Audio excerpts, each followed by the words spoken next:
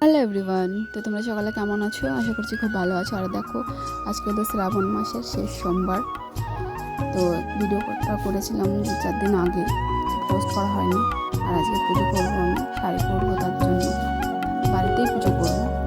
তো দেখো, স্নান টান ছাড়া হয়ে গেছে, আর পুজোর থালা বাসন সব ধুয়ে ধুয়ে রেখে এসেছি। এখন হলো স্নান টান সেরে ফুল তুলতে বেরোবো। ফুলও তোলা হয়ে গেছে দেখো।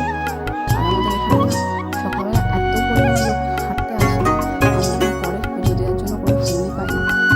তো অল্প কিছু ফুল পেয়েছি, আর নীলকণ্ঠ ফুল, আর কোনো ফুলই পাইনি। মানে ভোলেনাথের মাথায় যে ফুলটা দেবো সেই কোনো ফুলই পাইনি, শুধু একজন একটা আকন্দ ফুল দিয়েছিল, সেই ফুল দিয়েই পুজো দিচ্ছি। তো দেখো, আমাদের ছোট্ট একটা আসন, আর আসনের মধ্যে কয়েকজন ঠাকুর আছে। মা লক্ষ্মী আছে, রাধাকৃষ্ণ আছে, মা সরস্বতী আছে, আর একটা আছে গোপু, ওটাকে দেখা যাচ্ছে না, ওই দেখো ছোট্ট।